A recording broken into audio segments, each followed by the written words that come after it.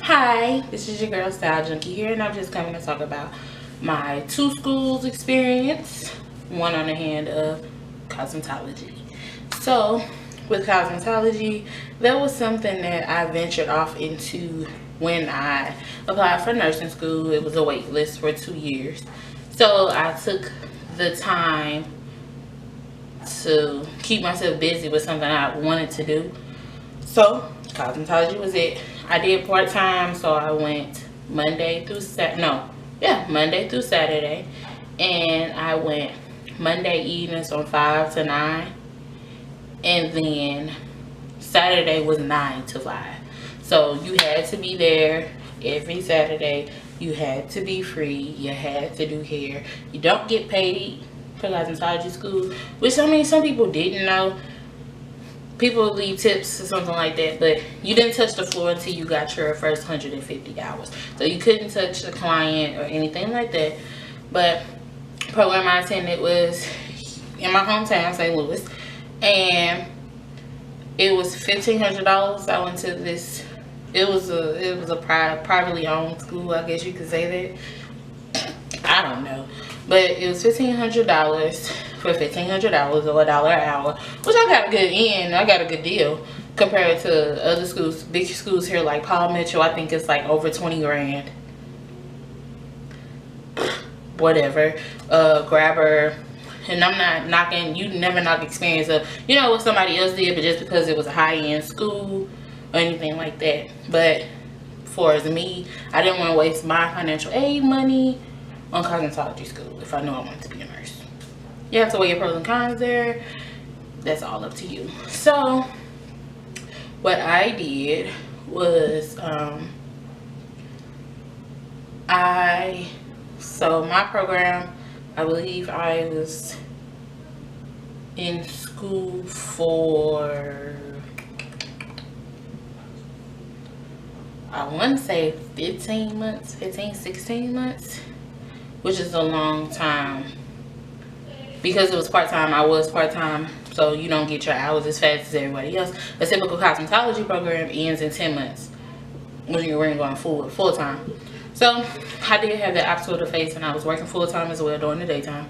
So, but here in Missouri, it's 1,500 hours that you have to have. And I finished that. I took my boards. I took the practical one first. I took that at the beginning of May, and I took the theory one like 2 weeks later at the end of May. I got a 80 on my practical and a 95 on my theory. I mean, like an 87 on my practical. I'm not sure. I passed, and that was all I needed to know. But it was a very trying experience, and anybody that is wanting to go to cosmetology school or is in cosmetology school or has graduated, if you're in it or graduated, you know what I'm talking about. How trying it can be of you, your faith, your skills, your purpose of wanting to be a cosmetologist. So you had to learn to, okay, in my opinion, if you don't know how to do anything as far as hair, like don't know how to flat iron, anything, it's going to be tough for you. I'm not saying that you can't do it. It's going to be tough for you as a person because you're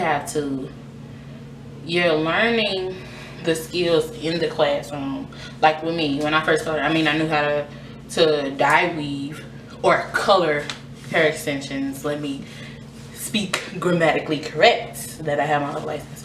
But you have to learn, how to color hair extensions. I did not know how to do a roller set. It was one of the first things they made me do. I had to do it over and over and over and over and over and over and over again. But it's just to help you hone in on your skills. What else? I did learn. Well, I didn't know. I didn't know how to use Marcel irons, and I still do not know how to use Marcel irons.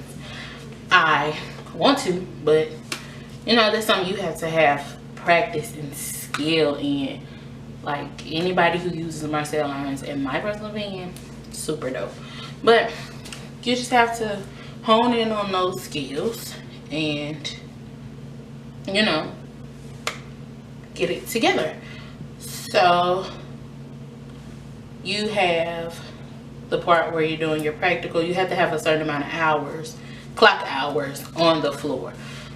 So you're learning skills, mental skills, and practical skills. So it's a book. We had the ladies one, is the blue one. You have a test you have to take, like it's legit school. It's just on a different thing because you're learning how to communicate with people better, how to sell yourself, how to market, how to brand. You learn how to effectively do stuff. Like, you actually have to go through a science part. And with a cosmetology license, I got the cosmetology all license, so I am licensed to do hair, nails, makeup to a certain extent. I'm not an esthetician by any means. So like I said, some skills you will already know before you get there, or you will learn as you're transitioning out. I learned how to do makeup by YouTube, the internet, and watching some of the people on here, and just trial and error practice. And I'm still in no way, shape, or form perfect at it. I'm still learning, and I'm still learning as a cosmetologist. You never want to get to a point in your life where you're not learning. So I take opportunities. If I'm getting my hair done, I ask questions. You know, I watch through the mirror, or if I can see, like, I learned how to do my braiding pattern by feel. Like, people braiding in your head, you part, they part, and you feel the way they braiding. So that was where I first learned how to do the beehive. I mean, and you pick up different methods from everybody. You never want to be in a position where you feel that you can't learn from anybody, because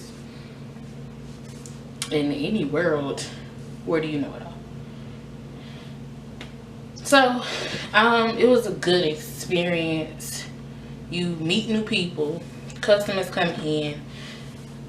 Yeah, on the weekend they were there. We had a lot of older clients, so a lot of roller sets, and we did get people wanted a perm set. And yes, there's a difference between a perm and a relaxer. A relaxer relaxes the curls. You get it straight. A perm, putting curls in. So we did get a lot of customers for perms, which stink extremely bad, and it's a long process. But I took those all as stepping stones and learning. But my main thing was flat ironing and quick weaves. I had an instructor on Saturdays. She knew what was strong points. She knew we could get stuff out fast. She knew what, you know, anybody can do. So I had gotten really good with clippers and cutting at that point. So short styles, you can count on me. After the other people had graduated, you can count on me with those. And quick weaves. Like, I mean, some stuff, you know, after doing it repetitively, like, I could get somebody shampoo, blow dry, flat iron, start flat ironing, I'll be done with them probably about like 10-15 minutes. I mean, I'm not saying like this is like super fast, because there's probably people that can do it in less time than that, but you just start speeding up. At first stuff is just, you go slow. And then it was the thing of doing, another thing you have to get comfortable with is doing people's hair outside of family and friends, people you're automatically already comfortable with, because some people already have a clientele but never have your clientele come to the school and pay to get their hair done. And let me tell you why. Because the school has a standard baseline of what they charge. It may be higher than what you charge, maybe lower. If it's lower, they're going to keep coming back and getting you for a lower amount, and none of the money is coming in your pocket unless they leave you a tip. Yeah, but I mean, you just have to learn how to go about things. And I wish that people told me before I started doing hair what you encountered So what I encountered after I got my license, even during, you know, people that I knew or people that knew of me, what have you, they would ask if I could do the hair. I say yeah, and then I put out my price. It's always too high. Everybody thinks something is too high. It's my price. Either you're gonna pay for it or you're not. That's the way I look at it in my head. I mean, it could be a little rude or anal, however you want to put it, but my price is my price, and that is my standard price. It's people that are in someone's kitchen, not even going to school, and no shade or, you know, tormentation towards the people who are doing hair in their homes or what have you, or unlicensed personnel.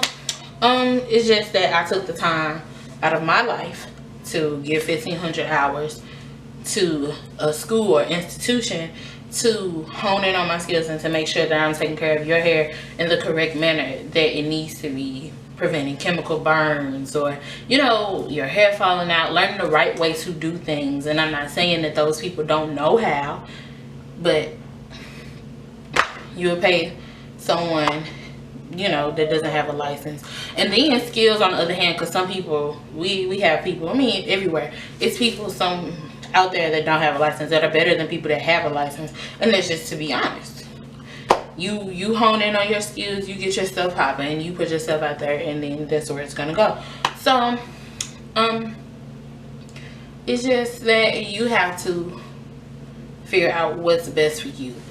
People are gonna try to play you for your money. People are gonna play you for your time. People are gonna play you for your energy and try to go in on you on social media